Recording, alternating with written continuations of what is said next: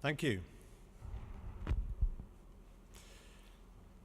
Imagine, if you will, that it's 2050 and we've arrived at a 100% renewables energy system. What does it look like? All our energy is coming from renewable sources. That means we've pretty much reached our goal of zero carbon energy. So there's no prospect of another Fukushima. Perhaps closer to home, we're not worried about international threats to gas supply chains, nor are we concerned about international threats to our oil supply chains, or international threats to spikes in fossil fuel prices. We're not battling to exploit polluting and risky tar sands or shale gas. And the Arctic, Virunga National Park in Africa, and other pristine wildernesses are left alone, as are the waters around Greenland. And the western grey whales around Sakhalin Island are smiling, or whatever whales do when they're feeling happy. Wow, what a picture. But this doesn't need to be a pipe dream, conjured up by someone with an overactive imagination. It could be a reality. And WWF and others have laid out how this could work in our Global Energy Report, which demonstrates how 100% renewables is very much achievable, affordable, and doable with today's technologies. As the former Saudi Arabian oil minister, Sheikh Ahmed Zaki Yamani, famously said, "The Stone Age didn't end for lack of stone, and the oil age will end long before the world runs out of oil." Our vision of 100% renewables is a transformative solution to energy and climate security. And I'm not alone in seeing the possibility of such transformative solutions. Here are a few thought leaders who share such a vision.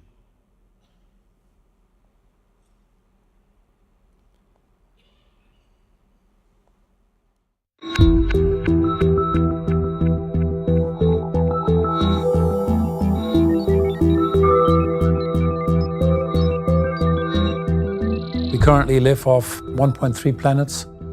If you look at the UK or the US, it's already more, and we cannot continue to what I call steal from our future generations. We need to look beyond 15 years and say, what are we actually going to do when the resources start running out? There is no way back. We cannot just forget what we've done as societies for centuries. We cannot just say we give up the way we live at this point in time. That is not a viable option. So the issues of climate change, poverty, food security are increasingly interrelated, and that makes it so complex. I think there's a really dangerous path we can go down, which is the path of doing the wrong thing better. We've got to become 10 times more efficient on our use of resources. We've got to reduce our impact on the environment generally. We've got to do all of this while reducing our impact. The wrong thing is to continue an economic model that you could broad brush describe as plutonomic. That requires companies to think differently and do differently. And that in itself is a massive challenge. The challenge is to come up with a form of growth that is not doing low carbon sneakers for the rich, while the poor have their basic needs entirely unmet. If you simply chase growth for the sake of it, without really thinking about the broader impacts that that brings, then ultimately that is not going to be sustainable. So we can't leave it to business to frame the market. Government has to do that, and then leave it to business to fill that framework as effectively and creatively as they can. The government needs to, I think, incentivise us to think, well, actually, we know what's the right thing to do, and we can afford to do it. there are a large number of global companies that are miles ahead of the governments that are theoretically meant to be regulating them. For the next great step forward, which I think is in purposive enterprises, not for profit, not for profit, but for doing. And in that, there is real opportunity for the organisation of productive work. Growth and efficiency are two sides of the same coin. And then actually, smart economies, smart businesses know that to really deliver sustainable growth over time, they have to do that in an efficient way. Much of what we've done has been framed as corporate citizenship or corporate social responsibility. And what we're now, I think, needing to direct ourselves towards is disruptive, transformative change. It is actually our business transformation plan over the next 10 years to fundamentally lower our impact. Doing the right thing for the customer and doing the right thing for the environment means that we're doing the right thing for the business. We have to do it together, and that's one of the partners, obviously, is WWF to achieve some of the audacious goals and the plans that we have. The next 10 years are both an immense challenge to us all, but a wonderful opportunity to finally drive some of this through into solutions that work and hopefully will work for all of us.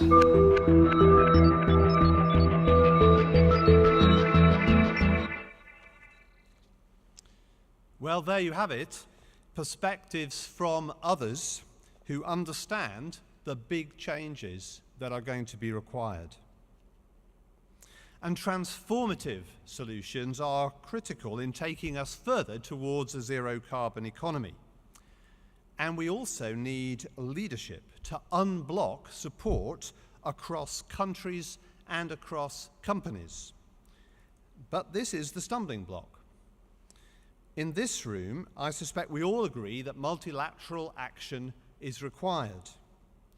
Where some may perhaps disagree is around the level of unilateral action required to get things moving across the globe, starting with the next round of climate talks in Durban at the end of this year.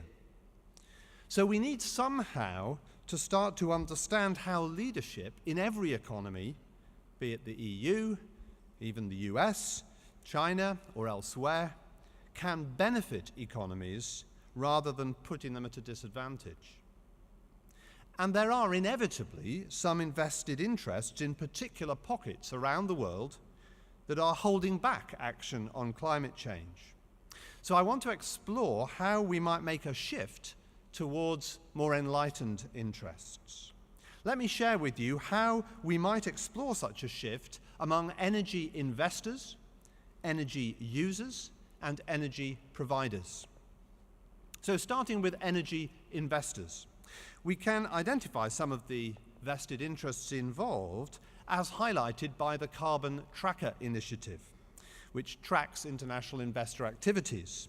And recently, Carbon Tracker highlighted the potential carbon bubble, as they called it, carried by the world's financial markets. Essentially, these are unusable fossil fuel-based assets whose value in the market currently assumes that we can avoid unmanageable climate change, even though the very use of those assets would make this increasingly unlikely. And yet investors are banking on them being usable and valuable. Carbon Tracker estimates that the proven fossil fuel reserves owned by private sector, government, and public companies are equivalent to about 2,800 gigatons of carbon dioxide, and point out that only about 20% of that can be burned safely. So the key point is that the science tells us that we have a small and rapidly dwindling global carbon budget to spend this century. And not only are we currently overspending, but more seriously, the world's economy is currently attaching increasingly inappropriate values to these increasingly unusable assets and rewards their ongoing exploitation. So the question is, are investors facing up to this reality? What is their exit strategy from this business stream of toxic sources of energy? And how could they instead reorientate their portfolios towards climate-safe investments and clean energy solutions? Because such a transition could, of course, unleash a great deal of support from the finance community for climate policies that protect rather than threaten investments. Secondly, moving on to energy users, or more specifically, the intensive users of energy.